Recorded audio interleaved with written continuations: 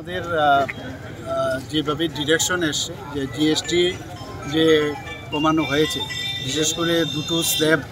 যেহেতু মাননীয় প্রধানমন্ত্রীজির নির্দেশে আমাদের ইউনিয়ন ফিনান্স মিনিস্টার সীতারামনজি যখন এটা ঘোষণা করেছে এবং সেটা কিন্তু 22 তারিখ থেকে এটা এফেক্ট দিয়েছিল এবং সেই উপলক্ষে সারা ত্রিপুরার মধ্যে সবচেয়ে বড় যে মার্কেট সেটা হচ্ছে মহারাজগঞ্জ বাজার। সেখানে আজকে আমি এসে মাননীয় প্রধানমন্ত্রীজি যেই কাজটা করলো সেটার বিষয়ে কি প্রতিক্রিয়া, এক তো যারা বিজনেসম্যান আছে, ট্রেডার আছেন, আবার পাশাপাশি যারা কিনছেন তাদের সাথে কথা বলার জন্য এসেছি এবং দেখলাম একটা খুশির মহল যে এত দাম কমে যাওয়াতে সবাই খুশি এবং মাননীয় প্রধানমন্ত্রীজিকে ধন্যবাদ দিচ্ছেন। এবং প্রথম যখন দেখুন, আগে তো কত রকমের ট্যাক্স ছিল, কারখানার থেকে বেরোলে এক ট্যাক্স, আবার রোড ট্যাক্স, আবার ওই জিএসটির আগে যেটা ভেট ছিল, আবার এক স্টেট থেকে আরেক স্টেটে গেলে আবার ট্যাক্স, সবকটা ট্যাক্স মিলে একটা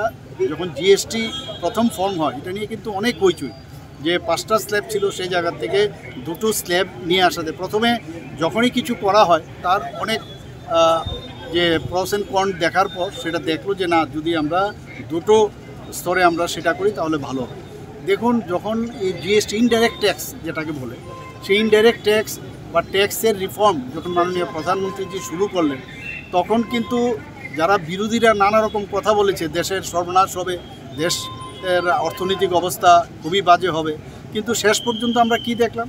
যে ভারতবর্ষের যে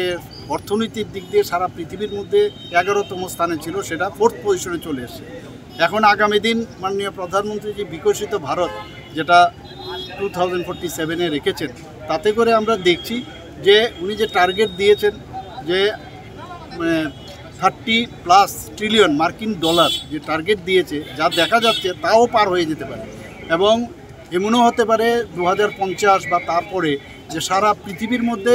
ভারত সর্বশ্রেষ্ঠ হবে অর্থনৈতিক দিক দিয়ে। এবং মাননীয় প্রধানমন্ত্রীজির এই যে দৃষ্টিকোণ এবং সমস্ত মানুষ আজকে জিএসটি নিয়ে সবাই খুশি, সবাই ওনাকে বারবার ধন্যবাদ দিচ্ছে।